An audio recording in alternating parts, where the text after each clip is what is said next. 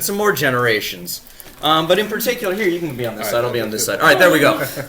These generations we are looking at today have to do with a degree of subterfuge, a degree of deception with this whole business around the blessing that Isaac is to give to his son. And which son will it be? I think you know the answer by virtue of the fact that we pray Elohei Avraham, Elohei Yitzchak, Elohei. Nobody said Esav, so very good. You've been paying attention. But how exactly we get to that particular sleight of hand will be an operative and open question for today. We're going to talk a little bit further about it, but before we even get there, we are going to read from the Torah. We are on page 157 in your Eitz Chaim 157. Can I say something real quick? Yes, and Ralph has something to say. So what's something interesting to me is the person who has to write this, the scribe who transposes this, there's actually a mistake in the Torah according to... Oh, I know that, yeah. To our... There's a missing vav. That's right. But what I just wanted to point out is just someone who has to scribe isn't supposed to think. They're just supposed to translate the information. And it's kind of very important because you don't take in your own personal knowledge as to what you're writing. You just passing on from generation to generation. So they don't know whether it's a mistake, whether it's intentional, whether it points out that maybe God speaks perfectly, but the humans don't transcribe it perfectly. But it also allowed all the historical text before the printing press to be passed from generation to generation. Because without the scribe maybe taking his own personal feelings and saying, I don't really agree with that, I'm going to say this, he put it word for word. So I think it's very important to point out that even a mistake is because you don't know whether it's a mistake. You don't know whether future generations may see something differently that you did. You're supposed to go from this, put what's there. So it takes a lot of discipline to say do that. When you first started speaking, I thought you meant that this particular scroll is missing a vav. Yeah. No. Every scroll is missing I believe a so. vav. I haven't witnessed that, but that's according to what... I haven't actually looked at this one either to make sure the vav's not there, but according to the reading, the tikkun, the vav is not there. Cool beans. All right. That was it. Sorry. Thank you. You're going to get this young upstart named David, who is going to begin posing a challenge to him, and Saul starts to get these bad moods, this evil spirit that goes into his head, and consistently he tries to spear David to the wall with a spear, and you saw a little bit of that if you were following along in your language of choice with Otzenat's Haftarah. David, as it turns out, is kind of a somewhat problematic figure as well. What happens at the end of Saul is a great story, too, in terms of this sort of necromancy and consulting of witchcraft and dead and the like, and the role of Samuel, the coronator, the kingmaker within all of it. I feel like I'm rambling here because really this isn't on one foot kind of drosh. This ought to be a class. Does anybody want to do Nach, like the prophets, like early prophets as a class where we just do a fast and quick reading? All right, 1, 2, 3, 4, 5, 6. Great. All right, we got 6. Tell your friends, that'll be 12. And we've got a class right there. So stay tuned for scheduling the class of Nach, of a little bit of going into the prophets, continuing where the Torah lets us off. Rather than jumping back to the beginning of Genesis, maybe we'll do a reading of Judges and Samuel and see some of these things and Kings, the rise and fall of the Israelite kingdom. That would be cool. I would enjoy that very much. Yeah. So, Jeff, how about a class instead? That sounds good. Cool. All right. No, it's totally cool. I keep kicking around this as an idea in my head and nothing just but to do it. Yes, Madam President. Can I ask something about the Torah report? Yes. This is sort of our instruction book in some ways. This is A- what we live by. Perfect translation of Torah. And yet, like in the beginning we have Cain and Abel. Yeah. Then we have Ishmael and Isaac. And like and like these brother stories, they're not so good. They're not such great examples. So. It's also but what to do and what not to do. Maybe. Yes. So this is supposed to be our instruction. That's a literal translation of the word Torah as instruction. And yet we find all kinds of, nastiness throughout the words of it. I would say 2 things. One, I want to offer a drosh in the name of my rabbi, my friend and teacher, Rabbi Amy Bernstein, who is the senior rabbi of Kehilat Israel in L.A. You may get to see her later on in this year. Stay tuned. She once gave a shiur, and she taught that the entire book of Genesis is one long-winded answer to Cain's question. When Cain kills Abel, God says, hey, where's your brother? And Cain says, am I my brother's keeper? The entire rest of the book of Genesis is the answer to that question. And it takes some 48 odd chapters to get around to understanding that, yes, in fact, Cain, you are your brother's keeper. And yes, in fact, to all of the rest of them, Isaac, Jacob, Joseph, you are your brother's keeper. It's a long, long-winded answer to that one question. But the other thing I will say about Torah and Tanakh in general, and this is just sort of my commentary on it, why do you have the book of Judges and all the nastiness there and Saul trying to spear David? I don't think it's just the one ineffable, perfect word of God that's everything wonderful about it. I see the Tanakh and the Torah as the story of my people's relationship with God. That, by definition, is going to be a human story. And if it's a human story, you better believe we are going to get it wrong. We are going to mess up. We are going to mess up egregiously. And so as we're grasping for reaching toward different kinds of holiness, as it is, you get all of these sacrifices, the blessings, all of the closeness with the Kadosh Baruch Hu. You also get the civil war of judges. You also get Esav and Jacob and the nastiness that's going to unfold with them through the generations if Bereshit Rabbah is to be believed. And so, Lori, to your point, it's instruction in as much as it is the story of my people's relationship with God. And they are people. This is how you can tell it was written by God, because if man had written it, if people had written it, it wouldn't look so bad. I like that too, Alan. That's another good one. You can tell God wrote it because if people had written it, maybe we'd look a shade better. That fair. All right, yeah. Go ahead, Hollis. There was also something in the commentary in here that was just so telling. Yeah. The story of these twins and identical twins versus fraternal twins and Oh. the struggle within the womb Yeah. and then outside, and how they talk about the struggle within ourselves, right? Our duality, and how we're always fighting our worst and best, like they're always at odds. And it's kind of this eternal struggle within ourselves. And I thought that was really insightful. Thank you, Hollis. I appreciate that. There's so much inward fighting. Yeah. This is family. This is, you'll see in the commentary to Eitz Chaim, you'll see a lot of the commentary makes a lot of Jacob and Esav representing nations and peoples, and that this is going to be this big destiny and all of that. Hollis, I like where you took it in the exact opposite direction to say, no, these are not vast nations of millions and whatever. These are actually elements that we have within our very own selves. Within one single human being, we have these various impulses, these pulls, the push, the tug. We talked about the good and evil angel sitting on our shoulder last night at Shabbat, anybody who was here for that. This is that same drama just playing out with these figures here. Thank you. Anything else we need to cover while we're up here? This is great. I'm having fun. Did you say what you wanted to say? Did I say? No, none of this was anything I was going to drosh on this, but this is fun though. We are, however, we do still have a service in theory. I'm going to invite up our very own president, Lori Barbanel, to lead the prayer for our country on page 148. I was thinking about a couple of things in my own experience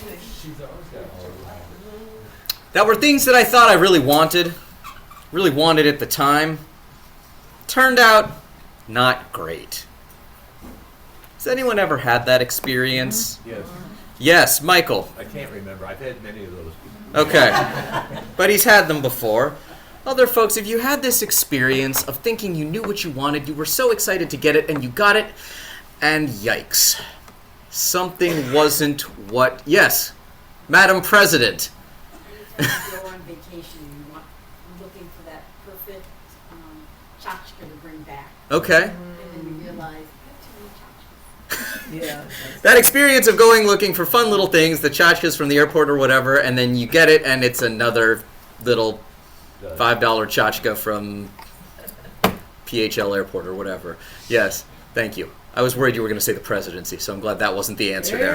oh, I didn't think about that. We didn't think about that. Other things that you thought were a blessing and maybe were somewhat less of one. Going over here. Yes. This might be something very particular to more like our generation. Okay. When you get to middle school and you make a new email that you think is extremely cool, Oh. and it's actually immensely embarrassing to track yourself in it for years at least. Yes. Right. I would just like to interrupt this by saying, yes, in my generation too, we also made embarrassing emails. Wait, you weren't in middle school? Yes, I was in high school, but Okay. just saying. Nonetheless. This is true. Making embarrassing emails, suddenly having email access, getting to make it whatever you want, and then making it something ridiculous. I don't know, those of you who have tracked the generations through the ages and young people, if you have not been a young person when email came out in order to make the mistake of, wow, I'm going to make the coolest email address, and then be completely embarrassed and humiliated by it some 20 years later, that is an amazing experience too. Jeff. Well, how about this notion? Yeah. That you look forward to something so much, and then before you know it, it's over. So A slight variation on it. Yeah, right. So it's kind of interesting. It's like, okay, well now what? So Right. So it's interesting. I think human nature is to look forward to the next thing. Yeah. But I think that's one way to look at it too. Kimmy gave me a present for my for our 10-year anniversary, and it was this really awesome black Gibson Les Paul. I don't know if you've seen me playing this electric guitar, but I think in some ways the years spent wanting one of those, called a Black Beauty, wanting a Black Beauty, there is a sweetness to that like is not the same as having one. That's not the same as having one. Hamora Osnat, our teacher. I think that sometimes when we go back to childhood memories and you try food, you try things that you thought that were amazing, and then you're like, oh my God, I don't know why we ate that or did that or. For this rabbi, see under Pizza Hut, foods that you remember being so glorious at the time, and then you think back, why did I like this? This isn't even good. Yeah, I appreciate that. Kentucky Fried Chicken. Kentucky Fried Chicken. Thank you, Michael. One of the last tray things I ever ate, and it will always be a fond memory. Now we're having true confessions, the last tray things we've eaten here. Thank you, Cantor. I still miss that. I still miss that. Page 157 that we saw today. We have this whole subterfuge around getting the blessing. First, Isaac says, I'm getting old. I need to get my affairs in order. I'm going to give a blessing. Rebecca hears this. This doesn't actually start with Jacob. I thought that's an interesting piece, too. And she says to Jacob, hey, Jacob, go pretend to be your brother and go snake the blessing from him. Interesting. Jacob responds at first, no, I'm going to get caught doing that. And she says, no, it's fine. Do the thing with the sheepskin and on your arm, and we'll pretend you're Esau, and it'll all work out. And Isaac nearly catches him throughout this thing. But check out the blessing itself. Verse 28. May God give you of the dew of heaven and the fat of the earth, abundance of new grain and wine. Let peoples serve you and nations bow to you. Be master over your brothers, and let your mother's sons bow to you. Cursed be they who curse you, blessed be those who bless you. What stands out to you from that? Yes! Thank you. That same thing jumped out to me when I was looking at that today. Be master over your brothers, and let your mother's sons bow to you. What a blessing. Think about that as a blessing. You're blessing that this family, the entire next generation, is going to be unequal, that one of you is going to be the favorite kid and rule over the other ones. The other ones are going to bow down to you. Is that such a blessing? Is that such a blessing? Yes, Rachel? I mean, it puts a lot of my weight on my shoulders to raise Joe. As Rachel Clark pointed out, it was a lot of weight on her shoulders to raise her brother Joey. Thank you for all that you do for the Jewish people and raising Joey. Now let's turn the page. Yes, go ahead. Does it echo back to Isaac's relationship with Ishmael? Like, is that in his head? These things definitely reverberate through the generations. We were talking about that last night at this service, is the resonance of these behaviors, Lador Vador, from generation to generation. But let's jump to the next blessing. And when I say the next blessing, the plot, the game is afoot. We find out what has happened here. Esau goes in for his blessing, and Jacob says, no, I can't, Isaac says, no, I can't give you that blessing. And Esau wept aloud. We're at the bottom of 158. He says, have you but one blessing, father? Bless me too, father. And Esau wept aloud, and his father Isaac answered, saying aloud to him, top of 159, see, your abode shall enjoy the fat of the earth, and the dew of heaven above. Sounds like the first blessing. Yet by your sword you shall live, and you shall serve your brother. Uh-oh. But when you grow restive, you shall break his yoke from your neck. Even worse.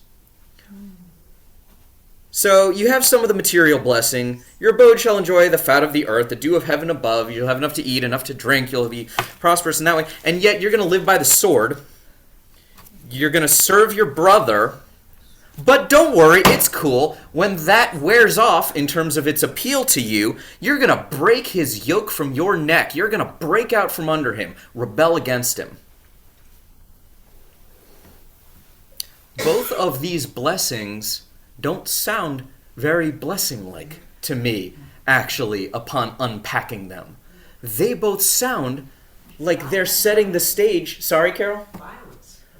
For violence. I was going to say setting the stage, in fact, and locking in this dynamic of conflict for generations to come. It's more a prophecy than a blessing. Ooh. Yeah. For those who didn't hear it, Hollis said, this feels more like prophecy than blessing. I have to think on that. Yeah. I was just thinking about this, because Isaac, he can't see, he's blind, but Yeah. he sees, right? But he sees. He sees the nature of things. Yeah. And it also takes to me this idea that sometimes if you set the stage with a certain kind of intentionality, you set out with a certain kind of consciousness of what's going to be, well, that's exactly what happens. Because consciously or unconsciously, by the actions you've taken, by what you're aware of, you fulfilled your own prophecy. Is this a blessing or a self-fulfilling prophecy, or is it purely prophetic and knowing the future? I saw a hand over here. So yeah, go ahead. And just because it's like the Middle East is so crazy, I always think of this sort of as sort of the metaphor, the beginnings of what goes on in the Middle East. Lori points out, just because the Middle East is crazy, this feels like the harbinger of what would be generations of Middle Eastern conflict. If it makes you feel better, the rabbis of the classical era identify first Esau with Rome, decidedly not Middle Eastern, although they come in and they're going to wreck the temples and do all kinds of terrible things for a lot of generations. And then they later on identify Esau as all of their oppressors in Europe. And so the rabbis are pretty comfortable to say that is, Esau is the evil empire, whatever the empire is out there. And in this day and age of an ongoing war in the Middle East, it's not hard to bring that image, to superimpose that over some of this about what it means to fight with the brother. This blessing to me, first of all, it doesn't seem very much like a blessing. This seems like an object lesson in be careful what you wish for, in point of fact. There's also a really interesting thing in here. It's not clear that there is a perfect instruction manual for fathers to give blessings to sons, for the firstborn, for the second son, whatever.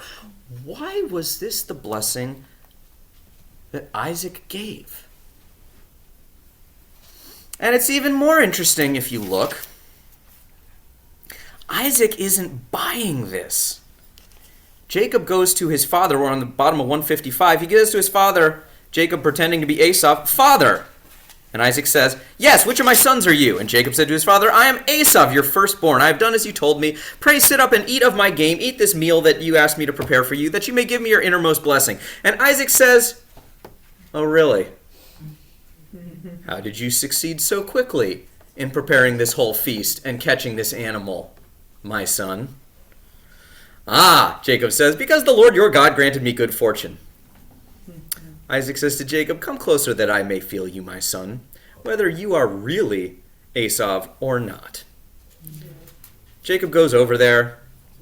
Isaac feels his arm. The voice is, and he says to himself, presumably, the voice is the voice of Jacob, and yet the hands are the hands of Esau.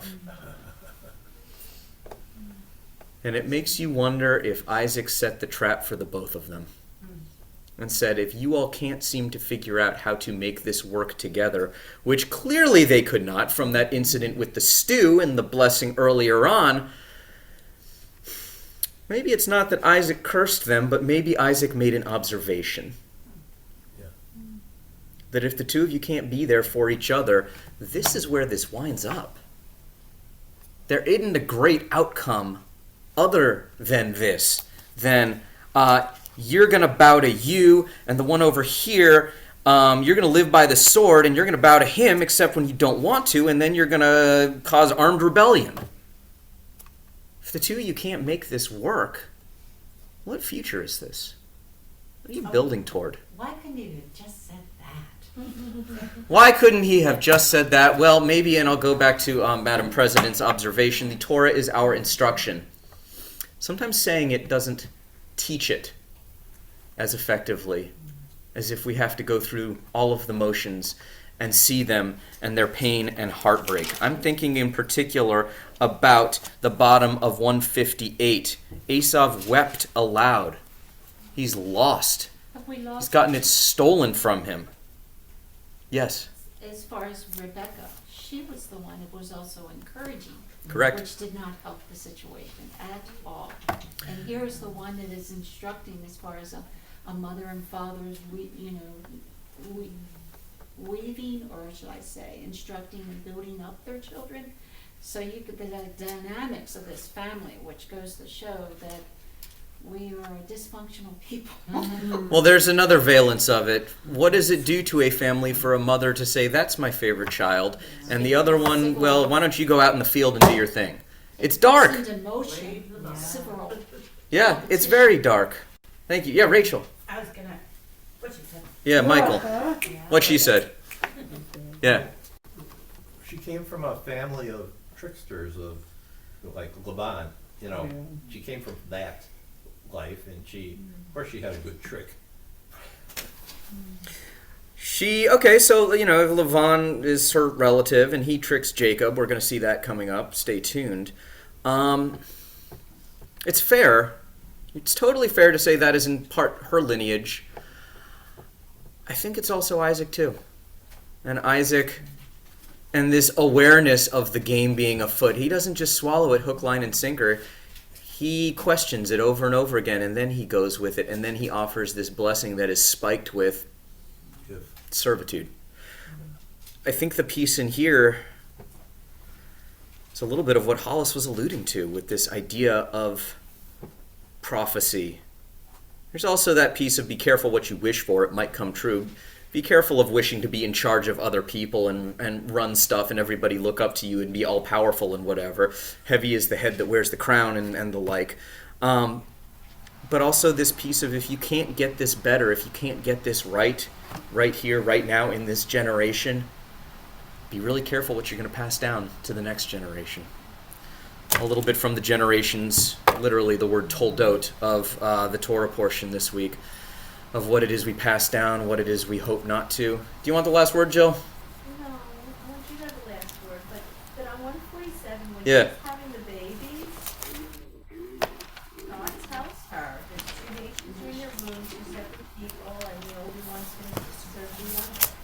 So she's probably, that's what I was thinking, that she was just trying to figure out how to make it happen. I don't think she's being malicious on purpose. And then we have a God who, as we see in the Egypt story, hardens Pharaoh's heart to disastrous outcomes. And what role does obstinacy or that will to power play in some of these things too? And if we're going back to that idea that this is not just God saying stuff, but that this is our people's relationship with God, what does it mean that we keep telling these stories about God where God wants one person to be in charge of the other or take over the other? Is that really the kind of God, or are we just seeing something of ourselves in that apparition of God? Maybe we wrote that part. Maybe we wrote that part. I don't know who wrote that part. It's a lot, but a little bit about what gets passed down through the generations, and hopefully a little encouragement to maybe pass something better down every once in a while. Shabbat Shalom. Shabbat Shalom. We're going to continue on page... What page are